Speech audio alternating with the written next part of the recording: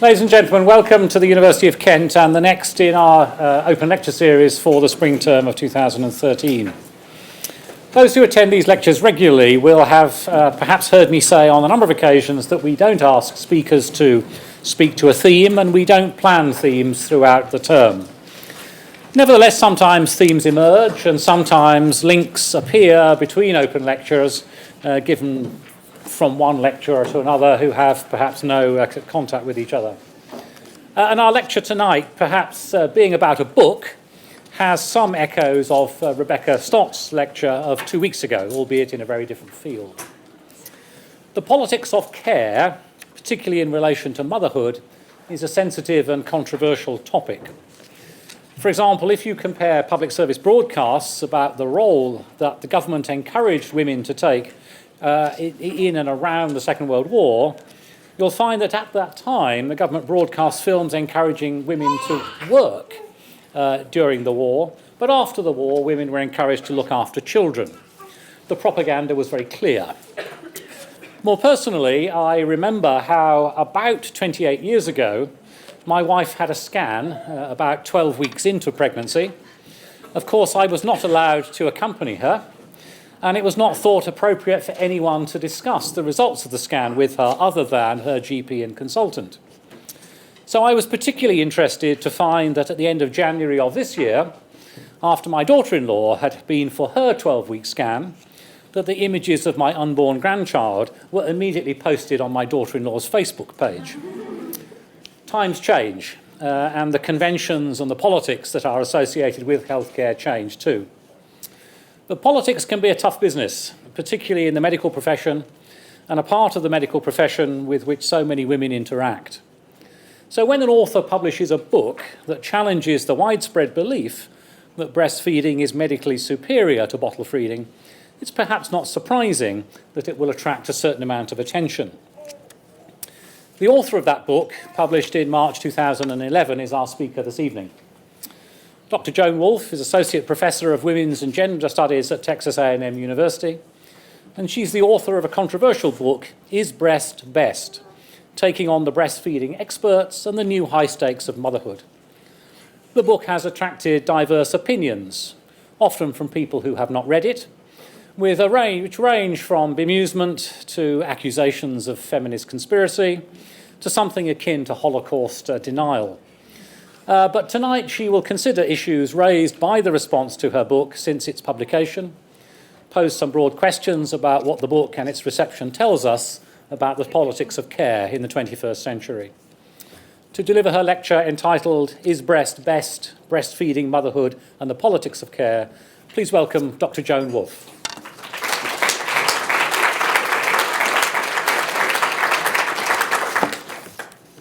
Thank you very much, Deputy Vice Chancellor Mander, for that very kind introduction. It's truly an honor to be here in Canterbury at the University of Kent and with all of you this evening. I want to extend a special thank you to the Office of the Vice Chancellor for inviting me here tonight, and also to the Center for Parenting Culture Studies and its indomitable director, Ellie Lee, for providing me with just a great community of people to engage with, both when I'm here and on the other side of the Atlantic electronically.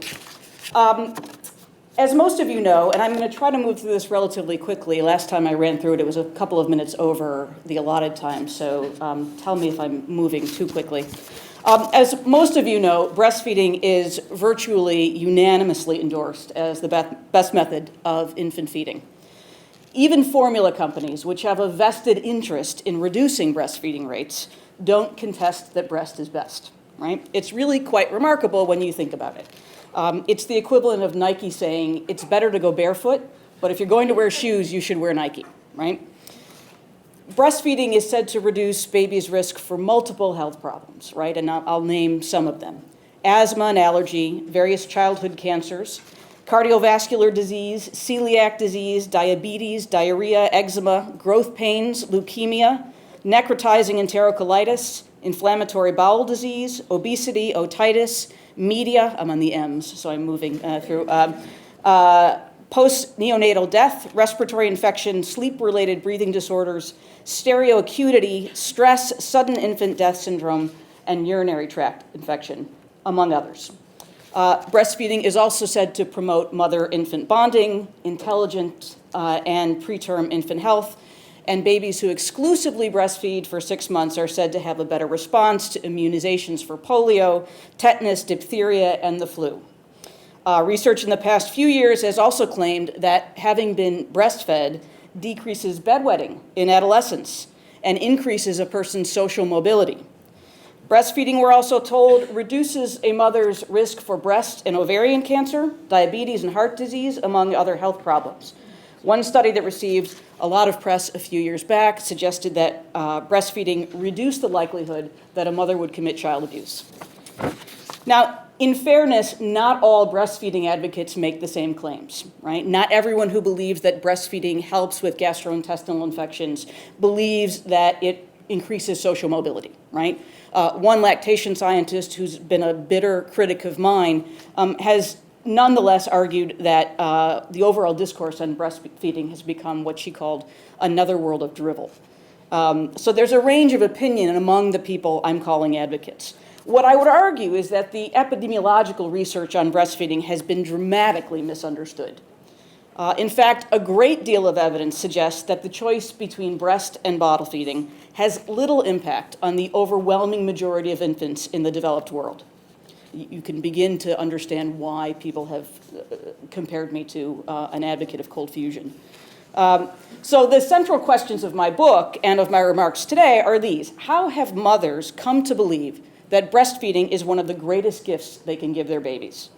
How is it that formula, which nourishes millions of healthy babies every year, is regularly likened to nicotine and described as dangerous? In short, how did we become so certain and so wrong about breastfeeding? Why, when infant feeding research is deeply problematic, why has virtual unanimity developed among scientists, the doctors, the government, powerful social groups, etc., that breast is best? To answer that question, I think we need to look in 3 places. First, as I said, at breastfeeding research. Second, at what I would call our current risk culture, in which we are fixated on individual responsibility for reducing all kinds of risks. And third, at an ethic of total motherhood that expects mothers to prevent all risks to their children. It's the convergence of these 3 forces, the dynamics of science, a preoccupation with risk, and a comprehensive notion of motherhood. A convergence of these 3 forces that I think sheds light on the ferocity of our discursive commitment to breastfeeding. I should say up front that I have based my analysis largely on the debates in the US. Nevertheless, a cursory glance at public discourse in the UK, at the work of Ellie Lee, Charlotte Faircloth, British journalists, Zoe Williams, Jenny Bristow, suggests that things are really not all that different here, but you can feel free to nuance my remarks in the end. Okay, first to the science. Because breastfeeding is assumed to be medically superior to formula feeding, scientists consider it unethical to construct randomized controlled trials in which babies are randomly assigned either to breastfeeding or bottle feeding. RCTs, as we call them, are considered the gold standard in scientific research because they minimize bias, right? In infant feeding research, scientists systematically observe people who have chosen for their own reasons, right, to breast or bottle feed. Now, this obviously introduces tremendous uncertainty into the picture. How do we isolate the protective powers of breast milk itself? How do we rule out the possibility that something associated with breastfeeding, right, is responsible for the benefits attributed to breast milk? Selection bias, what social scientists call selection bias, is the possibility that different kinds of people self-select into different groups, right? And that their pre-existing dissimilarities are responsible for any distinct outcomes between the groups, right? Selection bias has been a serious problem in infant feeding research. It might be that mothers who breastfeed tend to behave differently in a variety of health-promoting ways, and that it is this behavior, not the breastfeeding per se, that is responsible for better health. One of my favorite examples, which I mentioned last time I was here, has to do with obesity. In survey data on the health behavior of middle and high school students in the US, a political scientist found that toothbrushing was the best predictor of obesity. Now, in other words, students who brushed their teeth most consistently were less likely to be obese. Now, Eric Oliver, the political scientist, dismisses the notion that toothbrushing plays a direct role, right, in children's weight. But he argues that toothbrushing is nonetheless a good indicator of homes where health and hygiene are a priority, households where children eat healthier foods and engage in fewer sedentary activities, etc. So people who brush their teeth regularly, in other words, undertake multiple health-promoting behaviors. It's not the toothbrushing, right, per se. Women who breastfeed might distinguish themselves in similar ways. Now, when we talk about confounding and selection bias, they are of particular concern in studies finding only small differences between groups, as is the case in much of the research finding a benefit to breastfeeding. Just to give you a context for this, several studies on smoking suggest that heavy smokers are 20 or even 30 times more likely to get lung cancer. The best studies on breastfeeding's benefits tend to suggest that, say, breastfed babies are 20% less likely to get an ear infection or diabetes. Very small differences between the two groups. People often say, yes, but there's so much research, right, showing this small difference. And I would suggest that consistency of result does not solve the problem of confounding. One study with critical methodological flaws is not convincing. 100 or 1,000 studies with the same weaknesses are equally uncompelling, especially when there is one glaring and plausible rival hypothesis that none of them have been able to account for. Think of the old joke about the business that loses money on everything it sells but hopes to make it up in volume, right? It doesn't work that way. If you have one study that is seriously flawed and that can't account for an alternative explanation, having 10 or 100 similar studies doesn't make that problem go away. As your own Sir Richard Dahl once said, one of the great epidemiological researchers, bias times 12 is still bias. Right? As the number of years between breastfeeding and the measured health outcome grows, so too does the list of possibly influential factors, which means that the challenge of isolating cause and effect is magnified when trying to evaluate long-term benefits. Claims that bottle-fed babies are more likely to be obese or suffer from cardiovascular disease and diabetes as adults face the overwhelming task of establishing a causal link between infant feeding and the onset of disease several years or decades later. This has proven especially difficult as the biological mechanisms by which breastfeeding might be beneficial, or how breastfeeding actually would prevent diabetes or obesity. These have not been identified, right? What we have is this correlational research. One exception, and that is that there's pretty strong evidence that breastfeeding helps to reduce gastrointestinal infections. But even here, we need to be careful in a developed country where we have pretty consistent access to clean water. We need to be careful not to overstate its benefits. One of the most widely respected studies on this issue indicated that for every 25 breastfed babies, there would be one fewer GI infection in the first year. Right? Think about that. 25 babies breastfed exclusively for 6 months to prevent a diarrheal infection or an episode of vomiting, right? That's a benefit to be sure, but it's fairly small, and it's certainly incommensurate to the rhetoric about breastfeeding. In short, when studies find a correlation between breastfeeding and desirable outcomes, this does not mean that breastfeeding causes better health. The process of breastfeeding cannot be distinguished from the decision to initiate or continue breastfeeding, a decision which, irrespective of socioeconomic status or education, could represent an orientation toward parenting that is itself likely to have a positive impact on children's health. It might be, in other words, that breastfeeding is linked to other health-promoting behaviors and that it is in itself insignificant. History, by the way, is filled with examples of misguided certainty about correlational research. The notorious example has to do with ulcers. where we were absolutely convinced that they were caused by stress, and now we know that 80 to 90% of them are caused by a bacteria that we were sure couldn't survive in the stomach. Let me just say a word about how scientists communicate with each other and then how that information reaches the rest of us, because this communication really sheds light on how breastfeeding's benefits have been exaggerated. Doctors often lack time or training to evaluate original research. Some studies suggest that doctors and scientists read summaries, editorials, and abstracts far more than original research. And I know this doesn't come as a shock to most of the academics in this room. Moreover, there's actually research demonstrating that it's not unusual for abstracts to have information that's inconsistent with the article itself, right? That should be shocking, right? That you can't get an abstract that accurately represents the research. Those who read summaries and abstracts also miss the discussion section, which is where authors describe the methodological problems they have encountered. In a great deal of breastfeeding research, this is where scientists mention that they haven't been able to control for confounding variables, including differences between mothers who breastfeed and bottle feed. In fact, scientists mention so often that they've not been able to exclude the possibility that differences between mothers account for the benefits of breastfeeding, that this is something of an open secret. It's a little like saying something with your fingers crossed behind your back, right?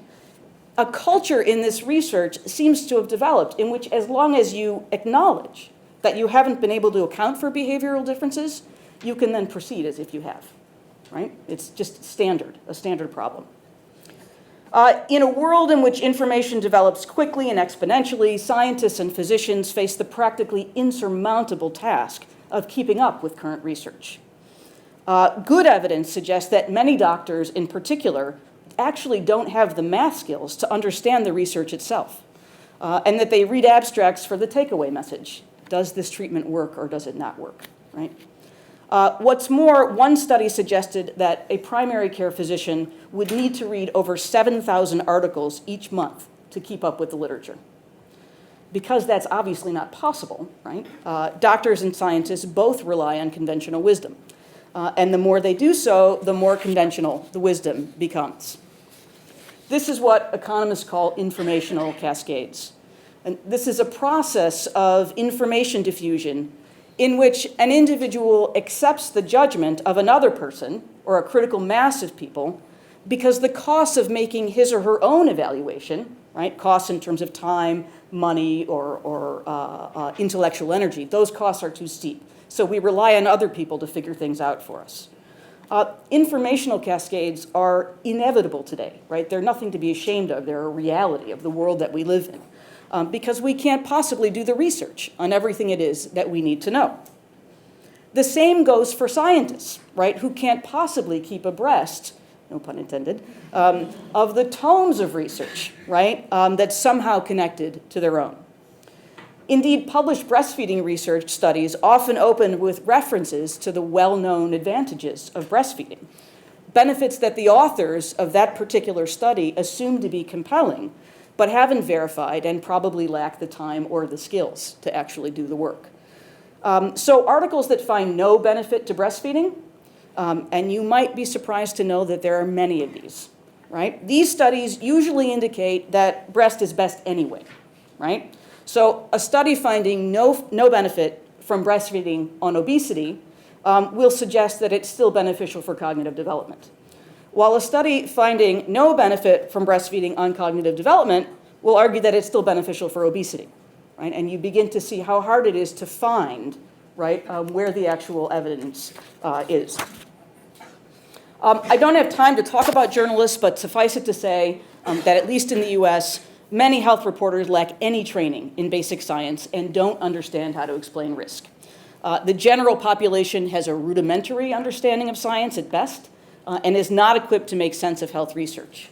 Most people don't understand that what we call a significant association between two variables, say breastfeeding and fewer ear infections, that is a statistical statement. That is, there's a statistically significant relationship. There's a 95% chance that it wasn't a random association. This doesn't mean that the relationship is significant in the way we think about it, right? That it's socially significant, right? Nor does it mean that the relationship is causal, right? I don't think the relationship between breastfeeding and the better health we see is random, right? But I also don't think it's causal. Correlation, as the saying goes, does not equal causation. Okay, let me turn to what I mean by a risk culture. I would characterize life in a risk culture as defensive, as a never-ending process of making choices to prevent bad things from happening in the future. Education, retirement, mortgage financing, career trajectory, what we eat, what we breathe, who we sleep with, we are constantly trying to avoid risk. People are reflexive, that is to say they're constantly monitoring their own behavior, right? Reevaluating options and reconsidering past choices. We spend a lot of time second-guessing ourselves. To prevent risk, we use information. And public discourse is flooded with an endless stream of facts and data. This information is the product of science, of expertise, of biology, psychology, toxicology, economics, political science, and the like. And science in a risk culture, because there's so much of it, is also reflexive. It is constantly changing its mind and reframing itself in light of new information. In a process of perpetual revision, reflexive science undermines the certainty of any knowledge. No sooner are the conclusions of one study published than another contradicts it or recasts its meaning. No sooner is consensus decreed than it needs to be renegotiated, right, based on new results. While this has always been the case, right, science has always been reflective, and indeed this is a good thing, I think, about science, the reach of science into our lives today, the degree to which we turn to science for direction on how to live, makes this reflexivity particularly maddening today when we're trying to figure out how to live. We end up embracing the science or the truth, right, that confirms what we want to believe, based on personal values, class, gender, religion, professional interests, etc. In other words, our perspectives necessarily stem more from our social locations and our cultural and personal sensibilities than from critical evaluation of competing scientific analyses, most of which we can't understand. Right? We also forget that choices are invariably about trade-offs, that behavior we adopt to prevent one risk invariably introduces new risks in other realms. Driving to avoid flying, right, increases car accidents. Taking medication to help one problem often creates new health problems. Eating more carbohydrates to avoid fat increases calorie consumption. Computers increase efficiency, but they decrease social bonds, right? In short, we forget that nothing is free. If we live in a risk culture, it is a neoliberal one, in which personal rights are intimately tied to obligation. Individuals have a responsibility to take care of themselves so that they're not a burden to society. Neoliberalism, as David Armstrong writes, calls upon each individual to enter the process of his or her own self-governance through endless self-examination, self-care, and self-improvement. In contemporary risk culture, individuals are not coerced into behaving a certain way, right? You don't go to prison for being overweight or for formula feeding, at least not yet, right? But we understand, right, that we are going to be judged by others, right? That our choices are perceived to reveal the strength of our moral fiber, right? So we feel compelled to make the right choices. So when I talk about a neoliberal risk culture, I'm really talking about a culture of personal responsibility. And nowhere are the burdens of individual responsibility more evident than in our current fixation on health. Increasing spheres in life are medicalized or conceptualized in terms of their health effects. We are particularly obsessed with diet and nutrition, with the constitution and consequences of what we eat. Public health enemy number one is obesity, and public discourse stresses that each one of us is both capable of and responsible for maintaining a healthy body mass index, which is a ridiculous construction, but that's for another conversation. There are many parallels between breastfeeding and obesity as cultural phenomena, and we can talk about that later if you'd like.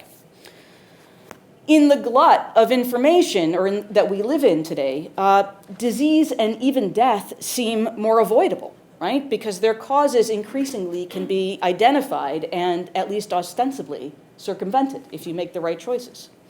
As Michael Fitzpatrick writes, this sense of control means that poor health no longer has to do with luck or chance, right?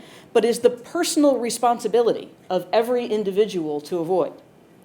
Because healthy signifies responsible, sick people are increasingly evaluated in psychological or moral terms.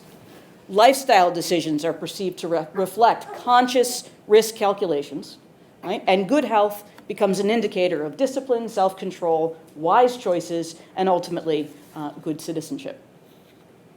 Each of us has his or her own risk profile and is expected to make appropriate decisions based on it. If you have diabetes in your family, you will do everything conceivable, right, to prevent diabetes. Health, again, is our personal responsibility. And development of a disease becomes, in no small part, the reflection of a failure to have prevented it, right? Now, of course, health, like everything else, is deeply structured. And our choices are often severely constrained by class, by gender, and a host of other variables. But the fact that all individuals are socially situated, everybody has a class, a race, a gender, etc., that gets lost, right, in a discourse that makes two fundamentally erroneous assumptions. One, that information diffusion is democratic, right, that everyone has access to the information and the knowledge to make sense of it, right? And two, that everyone has the ability to behave in putatively risk-averse ways, right? That we can all choose, right, to make what is ostensibly the healthiest choice. Okay, let me move to the third leg of the paper, which is about total motherhood. Breastfeeding, I think, is construed within the broad parameters of a risk culture, but it's also shaped more proximately by what I've called total motherhood, an ethic whose central tenets are that mothers' primary occupation is to predict and prevent all less than optimal social, emotional, cognitive, and physical outcomes.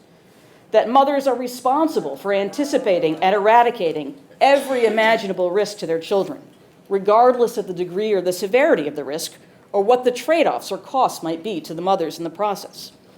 And that any potential reduction in harm to children trumps all other considerations in risk analysis, as long as that risk reduction can be brought about by mothers.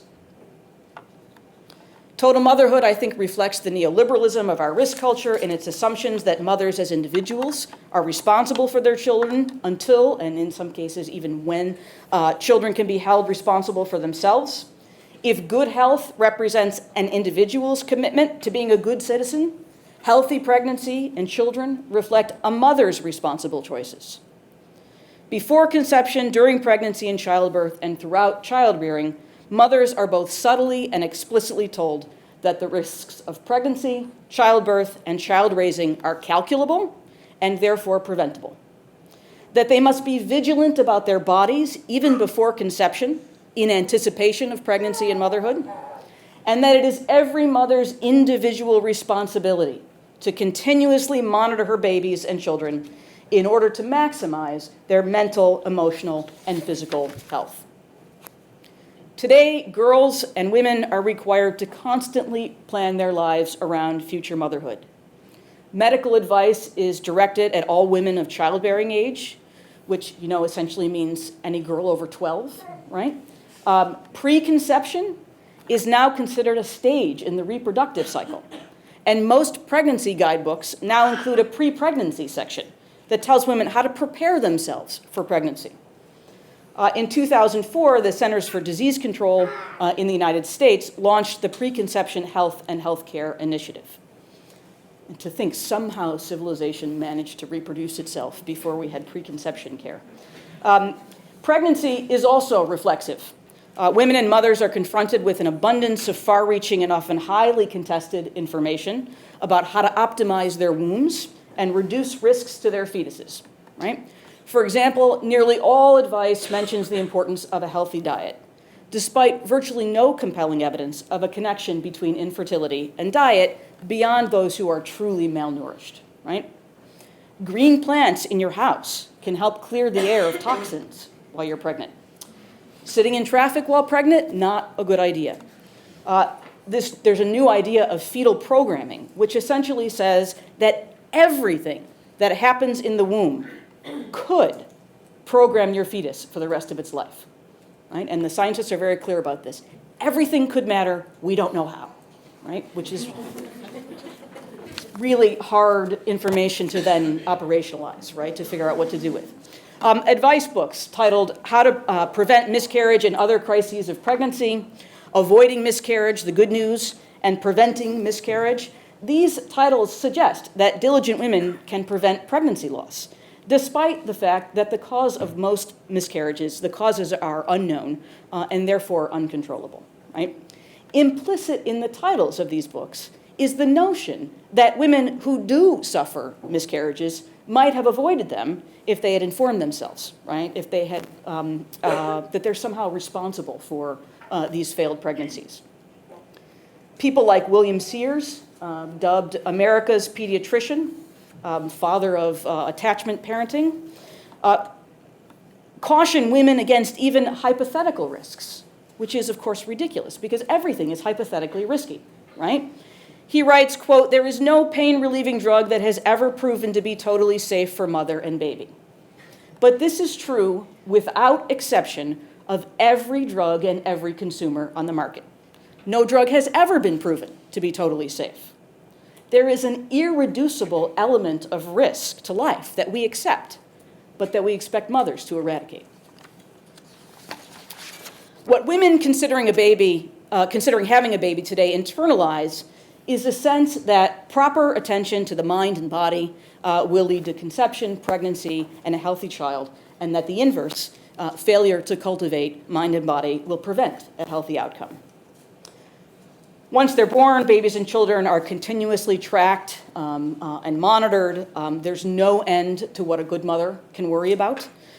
One example I mentioned in my book is an article in a popular parenting magazine warning mothers in large letters that while most kids don't have autism, many are suffering from undiagnosed almost autism. Again, what do you do with that information, right? I could go on, but I'd like to talk at least for a few minutes about some of the ways in which the dynamics of risk culture converge with an ideology of total motherhood in breastfeeding promotion. There are many ways, and there's a great deal that I won't have time to discuss, but I would like to focus here specifically on how we assess risks and benefits when it comes to motherhood in general. I would argue that only in a society beholden to the principles of total motherhood, particularly to the notion that all risks to children, no matter how small, should be addressed as long as the cost, no matter how large, can be borne by the mother. Only in a society where this kind of calculation is taken for granted would scientists, doctors, public health officials, and various interest groups promote breastfeeding, a practice that requires enormous effort for many women under the most charitable interpretation of the evidence would be marginal benefit. Listening to breastfeeding advocacy today, one has little sense that breastfeeding costs anything, right?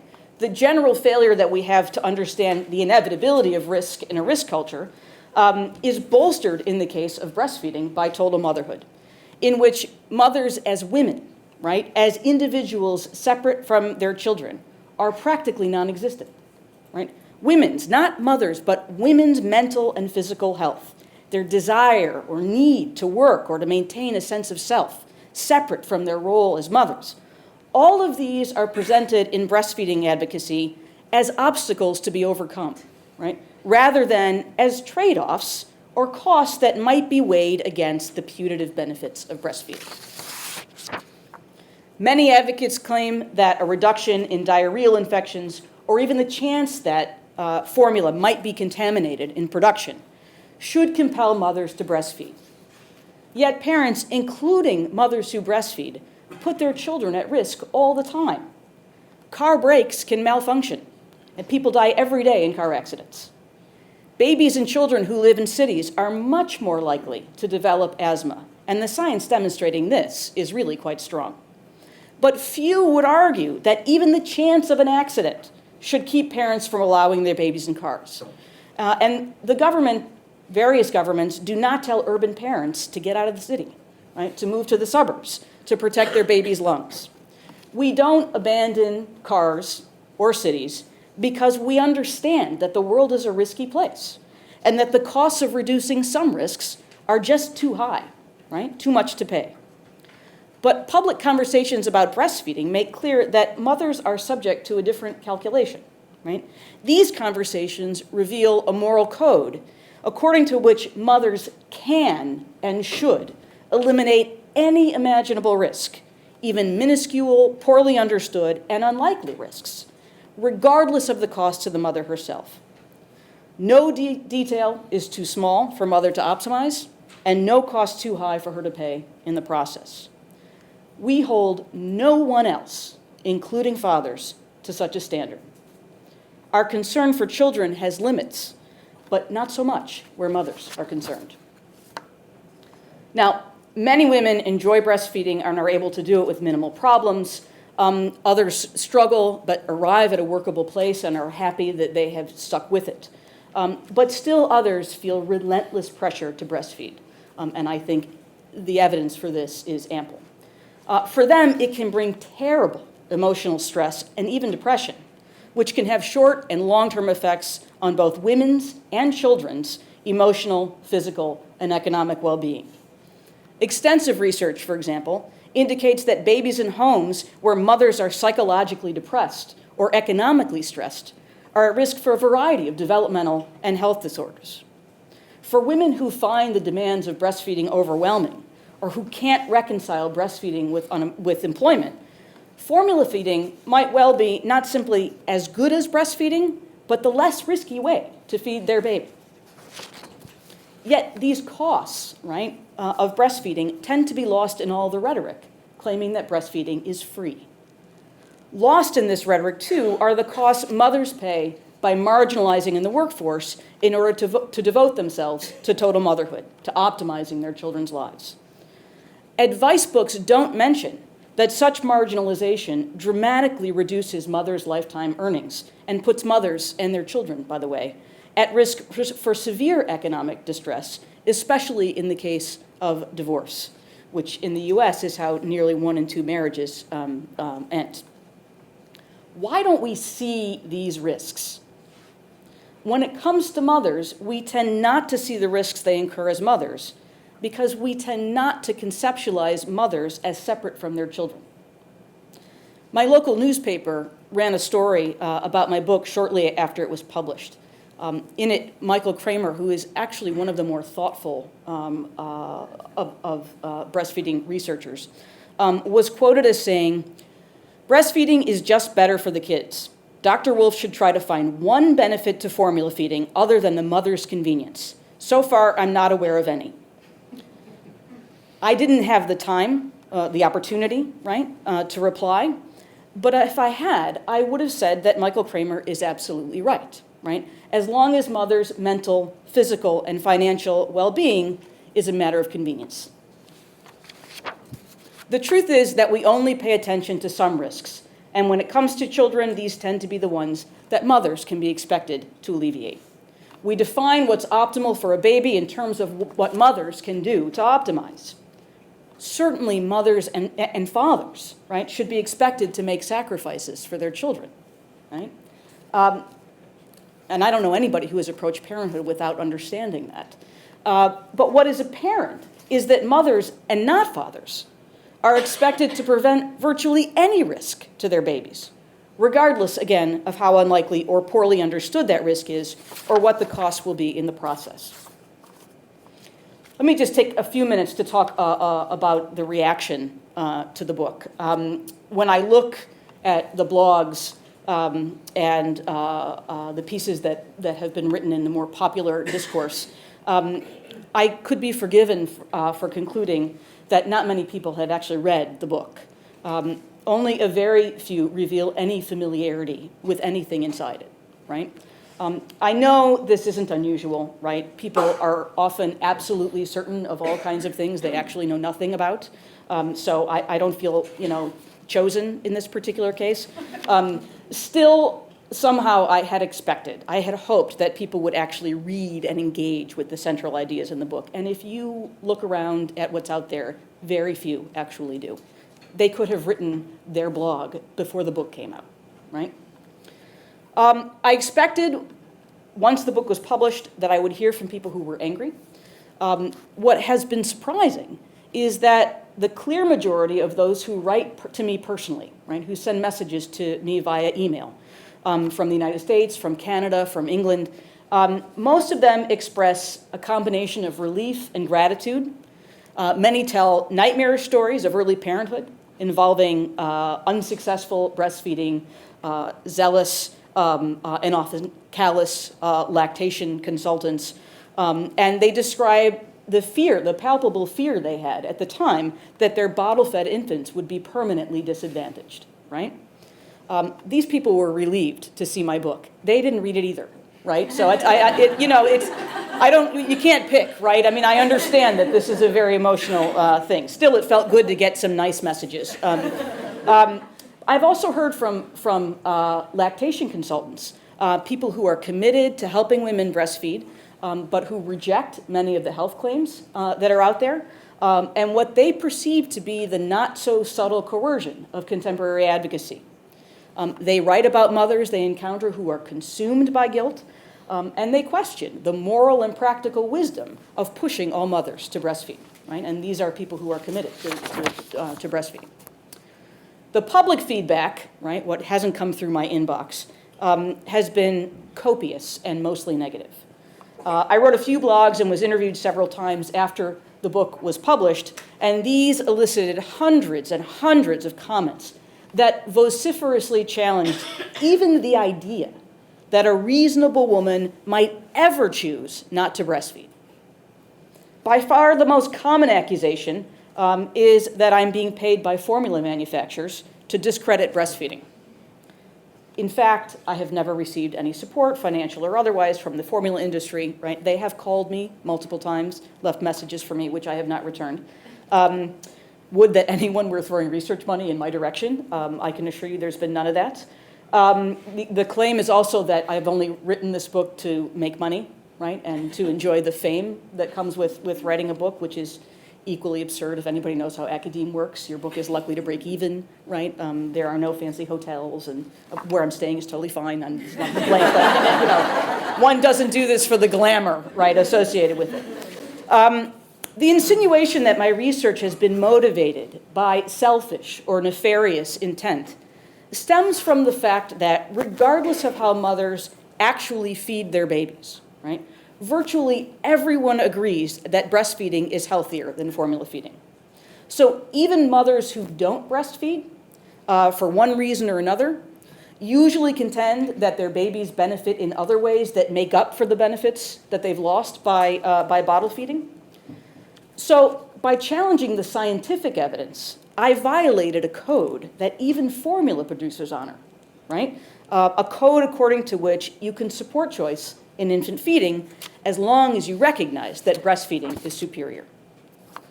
Practically every reporter with whom I've spoken has wanted to know whether I am a mother, and if so, how I fed my babies. A radio interviewer candidly told me he had intended to ask, but was dissuaded by his producer, his female producer. And that was appropriate, I think. It's really nobody's business, right? If I had written about adoption or even abortion, I don't think the instinctive assumption would be that I had some personal axe to grind, right?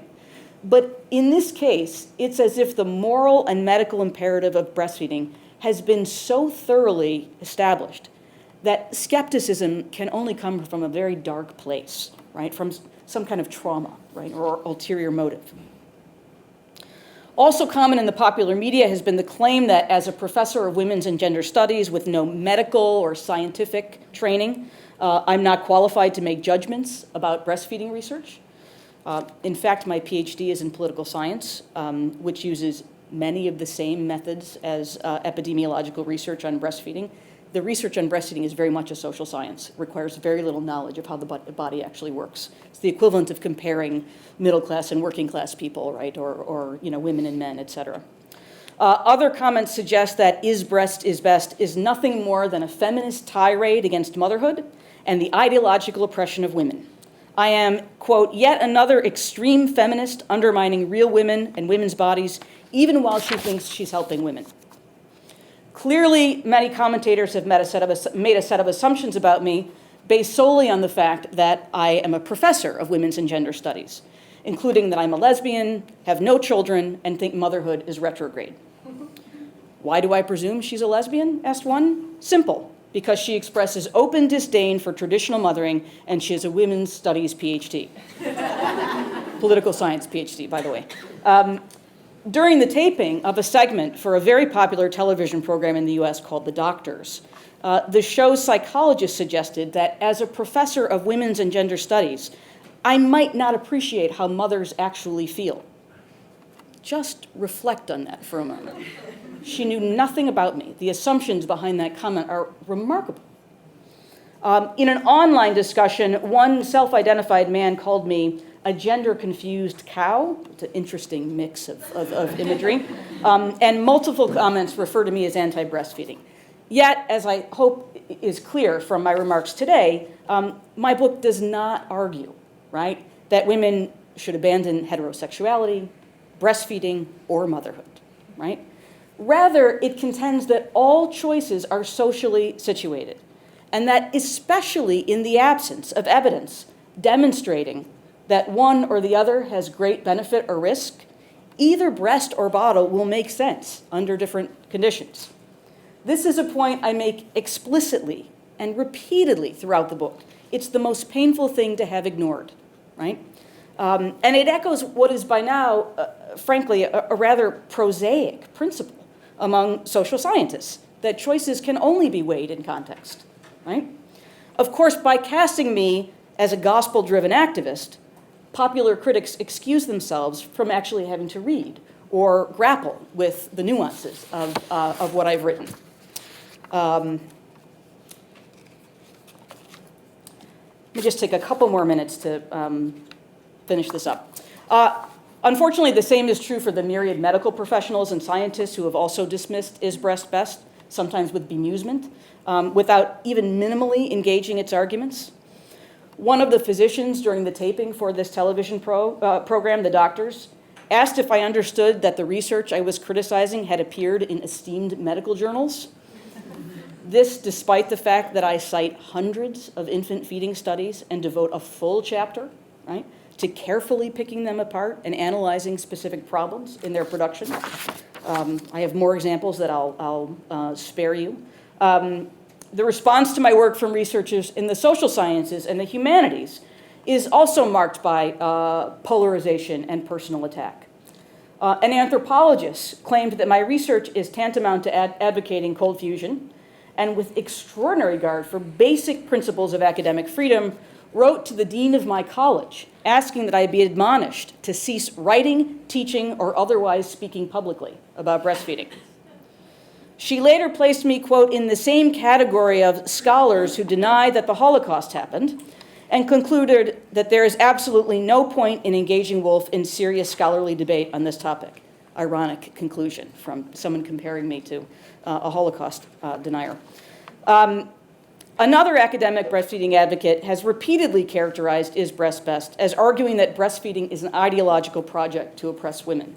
This is a gross misrepresentation of the book that isn't even superficially true, right? One commentary I was asked to do to write a piece, and then someone had a response, and I would write a rejoinder. The commentary from this person was so laced with ad hominem attacks that the journal editor required her to rewrite it before he would publish it. He essentially had to say to her, "We don't talk to each other this way in academic discourse." Let me move quickly. Not all people, or not a few people commenting on breast is best, have argued that even if breast is best, right, mothers who bottle feed should not be made to feel guilty for doing the best they can for their children. I've heard privately from several lactation consultants and breastfeeding advocates who are adamant that they honor women's choices and that their job is to facilitate breastfeeding for women, mothers who have chosen it.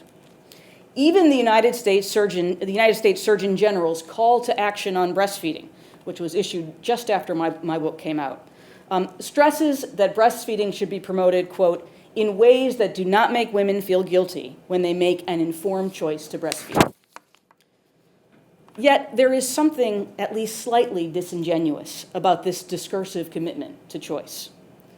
When the chief medical officer of the United States issues an urgent call to action, stating that the excess health risks associated with not breastfeeding include leukemia, diabetes, asthma, and obesity, among others, but that mothers should not be made to feel guilty if they choose to bottle feed. What kind of choice do women actually have, right?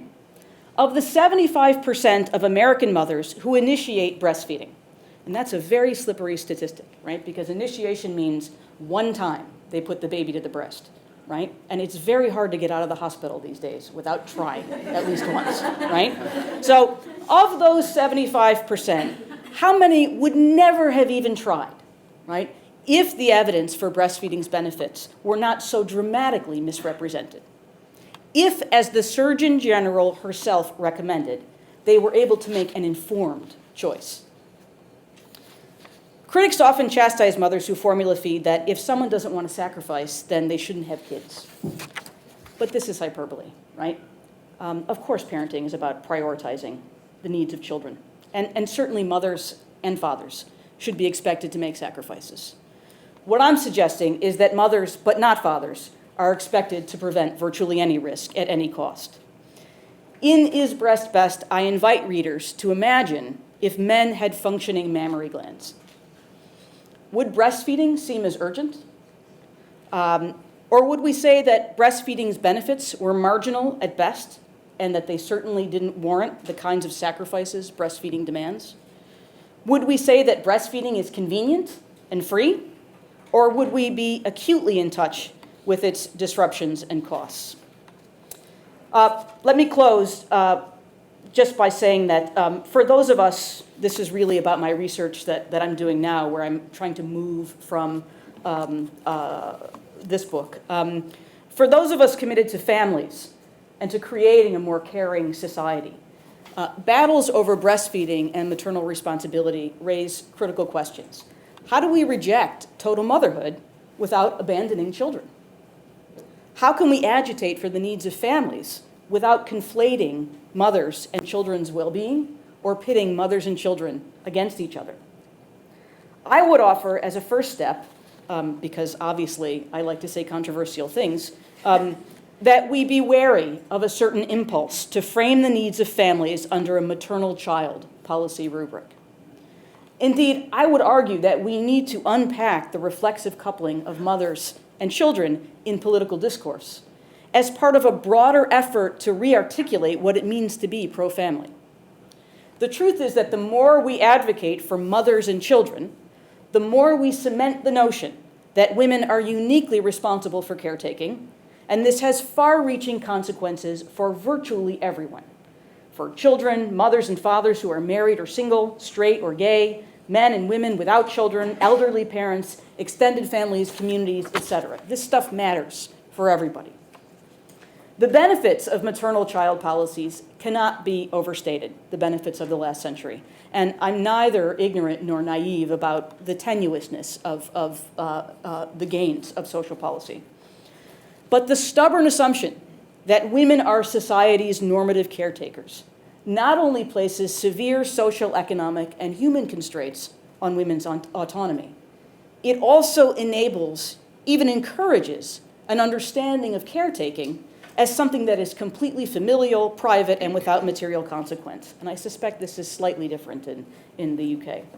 What we need, I think, to support is a democratization of care work that meaningfully, and not just discursively, right, but with material resources, that meaningfully recognizes the centrality of care to social functioning by making it a universal responsibility. When we do that, when care becomes more of a universal responsibility, the relative advantages of breast or bottle for each family will be much clearer than they are right now. Thank you.